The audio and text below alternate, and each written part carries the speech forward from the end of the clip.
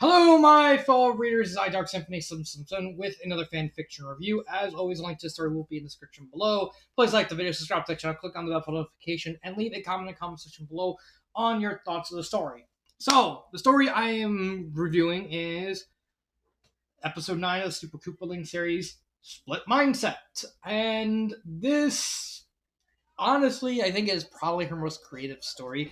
The worst thing I can say about the story is this honestly feels like Star got way too ambitious for her own good and wrote something that's just complete and that pretty much just kicked her 7 ways to Sunday. Like I mean, an idea like this was literally too much for her. Like she gave it a shot.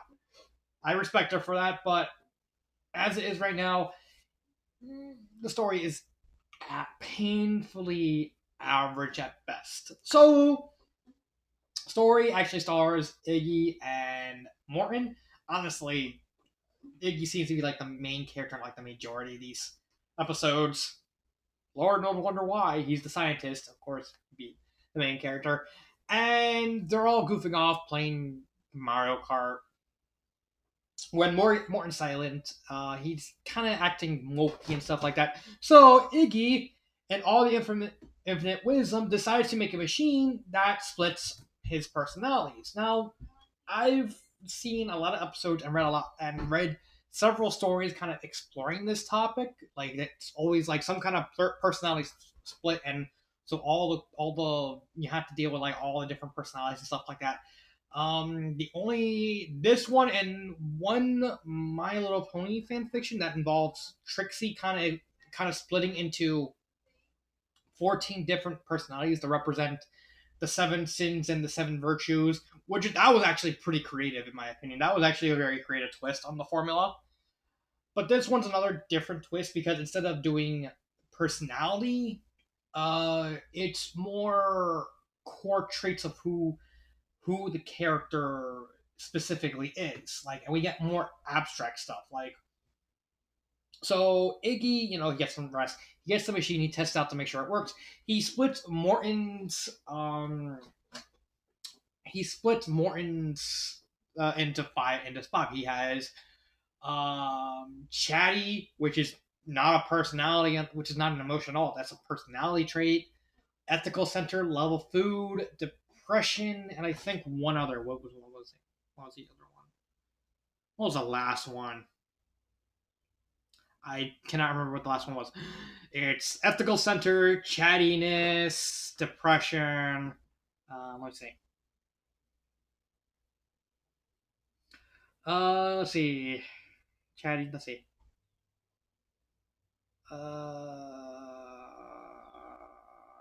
Actually, on the story right now. And laziness. So it's not. It's not personality. It's not emotions. It's more core traits. And usually, when you see this type of stories, it's usually just personality. Like I remember an episode where Teen Titans Go, where Raven split into like five, and it was just emotions. Like there was a lazy one, and there was a lazy one, there was an angry one, there was a sad one, there was a lovey-dovey one. It's like it was just simple traits. But this one is more nuanced in the ideas of just being more niche, broader term stuff that represents someone's core personality. Instead, most of the time these are just random person. It's just random emotions. Like here's what this character acts like happy. Like this what that character acts like he's sad. Wrong guy. And so that's and then after that, like Iggy tries to help Morton out with depression stuff like that. And then what happened was Iggy accidentally set the machine off, splits himself into two, his light side and his dark side. Again, another abstract thing. And so the dark Iggy takes the machine and starts splitting up several Koopalings to get, kind of get minions like with Ludwig and Lemmy and Wendy. And they all, kind of just, try and get an evil bad guy, and so they try and split them up so that way they can beat them one. And then finally, Iggy and Dark Iggy combined because Dark Iggy doesn't really want to be left behind. He doesn't want to be held back by by Iggy's emotions. That's basically like a neat little twist on the whole dark thing. It's not so much he's dark, he's evil. More like he's just tired of being held back by his light side of emotion. So he's like, just let me out once in a while. I'm not scientist, and that's pretty much the plot. Like it's simple. Like it's painfully simple of what it tries to do. Uh, that's it. So with characters, you had Iggy. Iggy's fine. Morton's fine. Ludwig.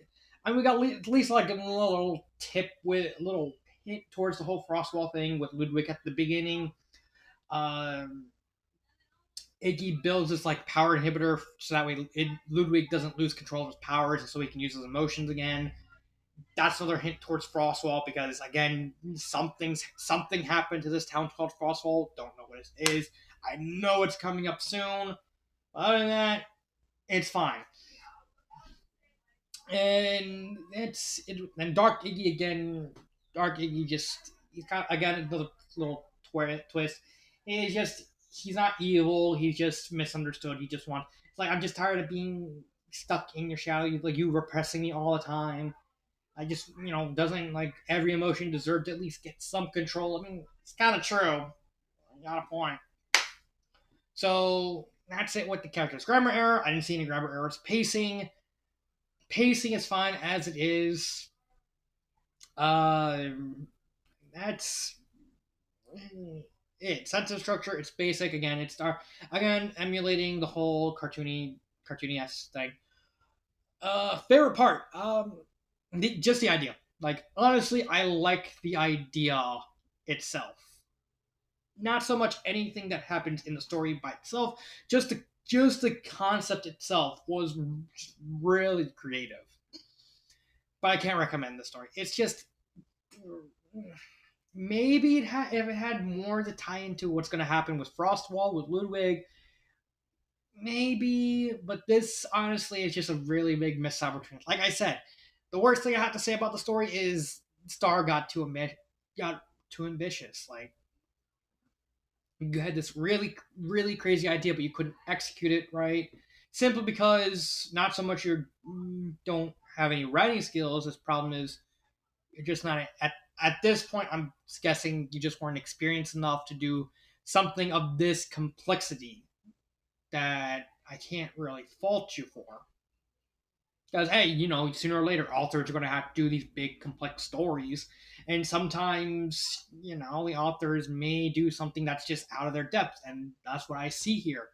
I see an author who wanted to do this really creative idea, but just couldn't execute it because she simply wasn't good enough at writing yet to do it. I can't, it's how a writer is. Like, you're not going to get everything. Sooner or later, you're going to falter somewhere. So I can't blame you. What would I do to change this? Honestly, you can just do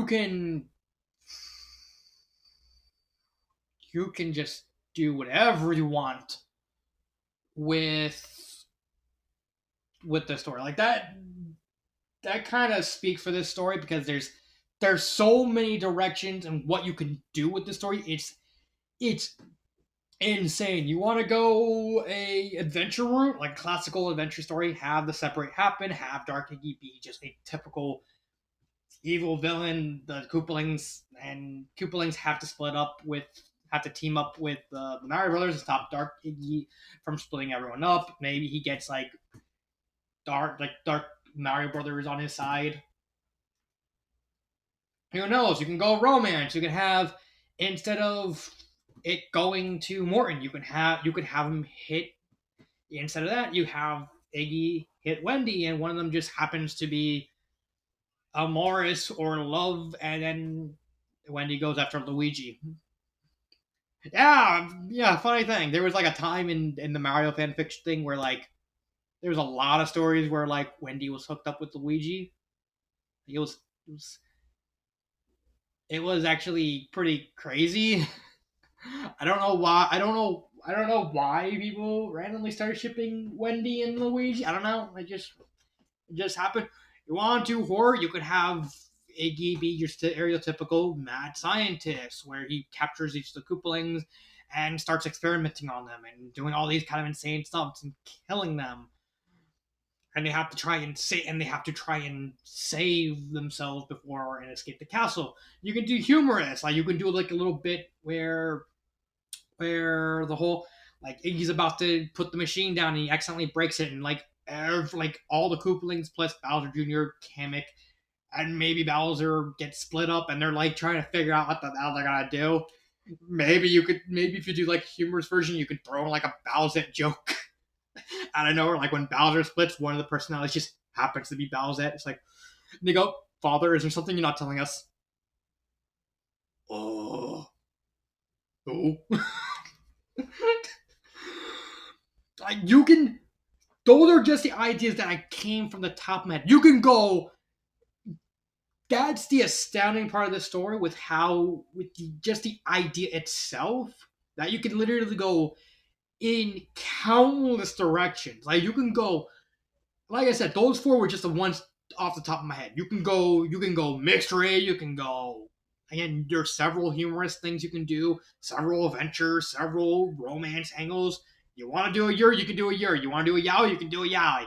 You want to do some crazy thing with Bowser, you can do crazy thing with Bowser. There is just so much scale that can be done with this idea. It's just astounding. Yeah, but I still would, which kind of makes it sad that I still can't recommend it because it's just average. It's like I don't say it's bad, but it's not good either. It's like the episode where Wendy grew a tail beard. It's just there. I don't really have anything much to say about it, but there's that.